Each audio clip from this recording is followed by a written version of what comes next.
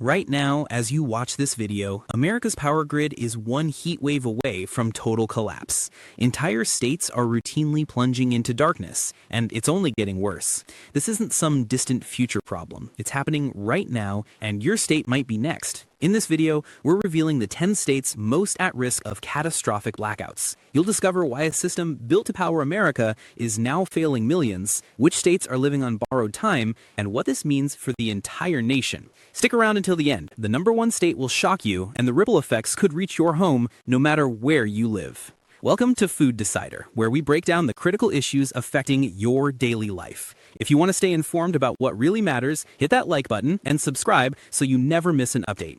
Let's start with the uncomfortable truth. America's power grid was built for a different era. We're talking about transmission lines, substations, and power plants that are literally decades old, all patched together like some massive electrical Frankenstein monster trying to meet ever-growing demand. And right now, that monster is dying.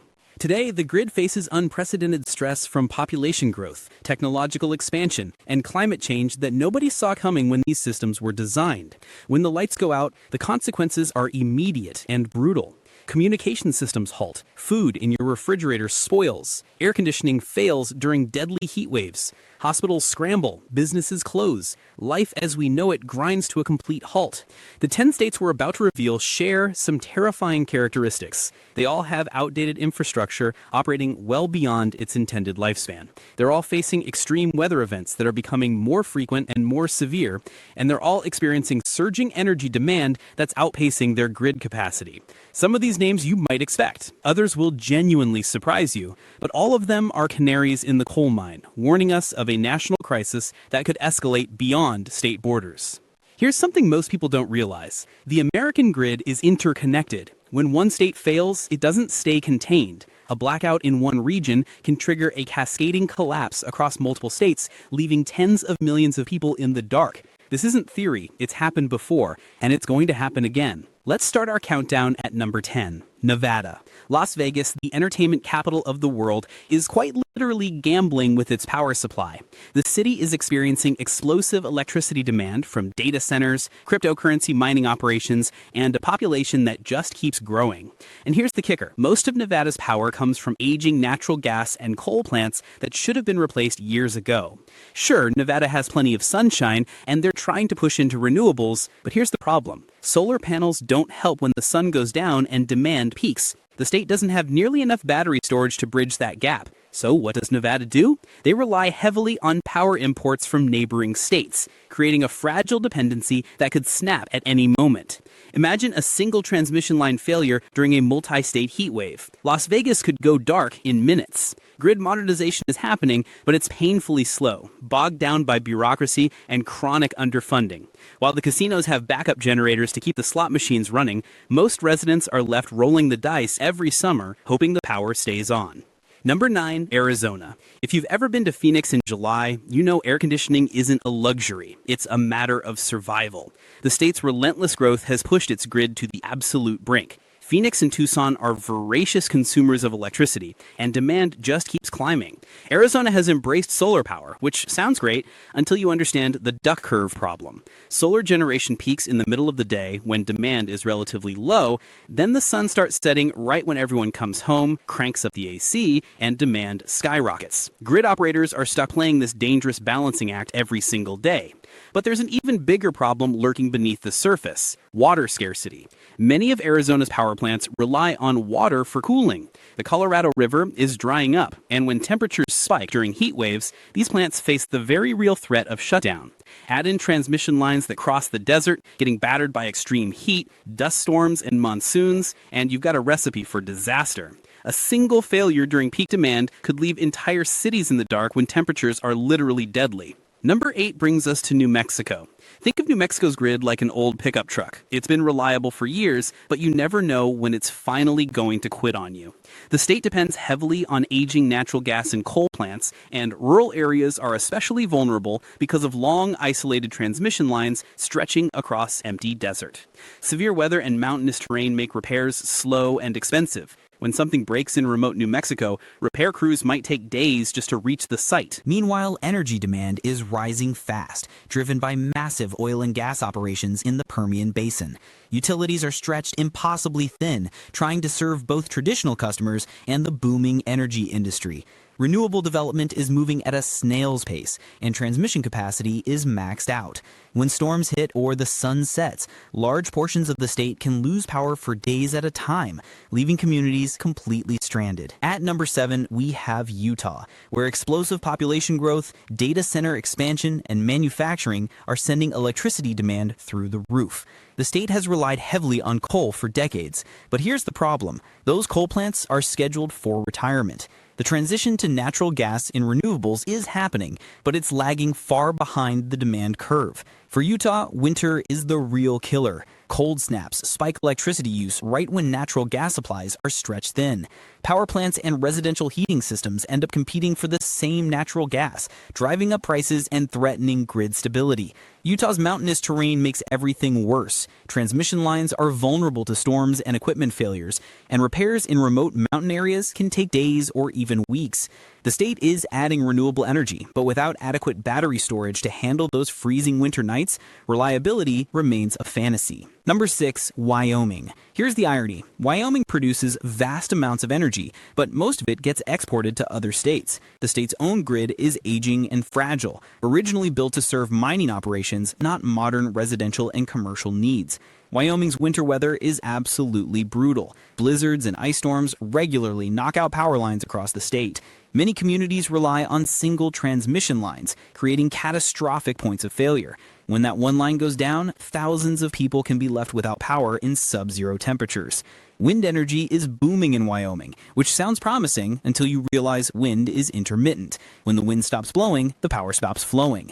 And those transmission lines connecting wind farms to towns, most were built in the 1970s and 80s. They're reaching the end of their lifespan, and replacing them across Wyoming's vast distances is both expensive and slow. When equipment fails in remote areas during a blizzard, repair crews face genuinely dangerous conditions and journeys that can take hours or even weeks. Montana comes in at number 5, and it's dealing with big sky, big problems. Montana's grid is a patchwork system, trying to serve scattered communities across a truly massive geographic area. Mining operations and data centers are devouring electricity, and grid operators are constantly juggling supply and demand like they're defusing a bomb. Montana's weather is legendary for all the wrong reasons. Blizzards, ice storms, thunderstorms, and wildfires regularly damage infrastructure. Rural areas suffer the most, dealing with aging equipment and painfully slow repairs because of the distances involved. Montana has traditionally relied on hydroelectric power for stability, but here's where climate change enters the picture. Drought and changing precipitation patterns are making even water power unreliable. What was once Montana's most dependable resource has become a wild card that operators can't count on anymore. Number 4 is Colorado, where rapid growth has absolutely overwhelmed the grid. Tech companies, data centers, and floods of new residents are pouring into cities like Denver and Boulder, completely outpacing utilities' ability to build new generation and transmission capacity. Colorado's geography makes everything more complicated. The Rocky Mountains literally separate population centers from energy resources, making transmission a constant challenge. Wildfire season used to be a specific time of year. Now it's year-round. Utilities are forced to shut off power during high-risk conditions to prevent their equipment from sparking catastrophic blazes. So customers are left sitting in the dark as a preventative measure. Colorado has aggressive renewable energy mandates, which sounds progressive until you realize coal plants are being retired faster than reliable alternatives can be built to replace them. Battery storage is growing, but it's nowhere near sufficient for extended periods when the wind doesn't blow or the sun doesn't shine. When winter hits Colorado, things get even worse. Natural gas infrastructure struggles during cold snaps, and power plants end up competing with heating needs. Prices spike, and grid stability becomes a genuine question mark. Colorado is caught between its climate goals and the reality of keeping the lights on. And right now, that gap is only getting wider. Now we're entering the top 3, the states where the crisis isn't looming, it's already here. At number 3, we have New York, where the Empire State's power grid has become a genuine house of cards. New York's grid is an incredibly complex web of aging transmission lines, overloaded substations, and power plants operating well beyond their intended lifespan. New York City alone consumes more electricity than entire states. During summer heat waves, the system is pushed to its absolute limits. Remember the 2003 blackout? A simple equipment failure triggered a cascading collapse that left 50 million people in the dark across multiple states and Canada. That's the fragility we're dealing with. New York has ambitious climate goals, which means nuclear and fossil fuel plants are being shut down in favor of renewables. The problem? Building new infrastructure takes years, but demand doesn't wait for anyone. The transmission lines connecting New York City to upstate power plants are particularly vulnerable, operating at maximum capacity during peak periods. There's zero margin for error. And here's a threat most people aren't even thinking about: cybersecurity. New York's grid is increasingly digital and connected to the internet. Security experts warn that a successful cyber attack could cause catastrophic outages lasting weeks or even months. In a city of 8 million people, that scenario is almost unthinkable, but it's very, very possible. Number 2 is California, the golden state with an increasingly tarnished grid. California pioneered renewable energy in America, but it also pioneered new ways for power systems to fail. The state has become synonymous with rolling blackouts, wildfire shutoffs, and electricity costs that just keep climbing. Wildfires are the most visible part of California's crisis.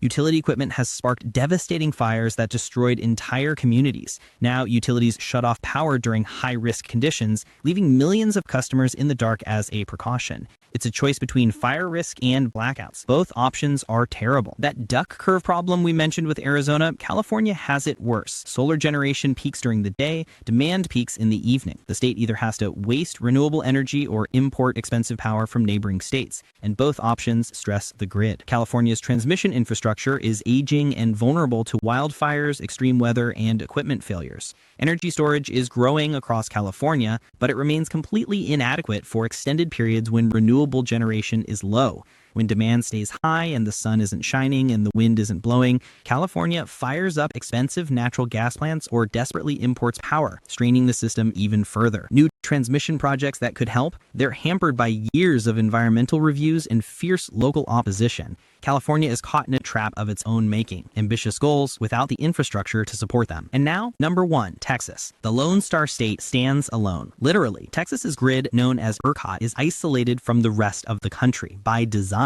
When disaster strikes, there's no cavalry coming to help. Texas is on its own. February 2021 was a preview of what's coming. A winter storm left millions of Texans without power for days. People froze to death in their homes. The entire state ground to a halt. And that disaster exposed deep systemic flaws in the Texas grid that still haven't been properly fixed. Here's the core problem. Texas's deregulated market prioritizes cheap power over reliability. Energy companies focus on short-term profits rather than long-term infrastructure investment. Every summer, massive heat domes push demand to record highs, and ERCOT regularly issues conservation appeals, literally begging residents to use less electricity to avoid blackouts. Think about that. The 8th largest economy in the world is asking people to turn off their air conditioners during deadly heat waves because the grid can't handle the load. Texas is betting big on renewable energy, which sounds great in theory, but wind and solar are intermittent. The transmission lines connecting wind farms in West Texas to cities are overloaded, and when failures happen, they ripple across the entire state. Natural gas plants are supposed to be the backup, but they're vulnerable to the same extreme weather that knocks out renewables. When it's too cold or too hot, these plants fail. The demand side is spiraling out of control. Population growth, data centers, cryptocurrency mining, and manufacturing are driving electricity consumption faster than generation can possibly keep up. Cybersecurity risks are rising as the grid becomes more connected to the internet. A successful cyber attack during a heat wave or storm could cause outages that last for weeks, affecting millions of people. Texas's oil and gas industry adds yet another layer of risk. Refineries and petrochemical plants along the Gulf Coast consume enormous amounts of electricity. When they shut down during emergencies, fuel supplies across the entire country get disrupted. Texas's energy problems become America's energy problems. Hurricanes pose a constant threat to coastal infrastructure, and climate change is making these storms stronger and more unpredictable. When a major hurricane hits the Texas coast, the damage to power infrastructure can take months to fully repair. Despite endless talk of reforms after the 2021 disaster, progress has been slow and often just cosmetic. Texas's grid problems are massive and systemic, and the state's isolation from the rest of the national grid makes every single problem worse. There's no backup plan because there can't be a backup plan. So why does Texas's grid crisis matter to the rest of America? because these problems don't stay contained. The American grid is interconnected everywhere except Texas, but Texas's energy production affects national markets. When Texas refineries shut down, gas prices spike nationwide. When Texas struggles, it sends shockwaves through energy markets across the country. And here's the bigger picture. Every state on this list is a warning sign. The American grid was built for the 20th century, and we're trying to use it in the 21st. The risks are clear, the consequences are dire, and the solutions are known. We need upgraded transmission infrastructure. We need massive expansion of energy storage. We need weather hardening and cybersecurity improvements. We need smart grid technology in regional cooperation. All of this is possible. Other nations are modernizing their power systems right now. But in America, progress is painfully slow, hampered by political gridlock, regulatory hurdles, and chronic underfunding.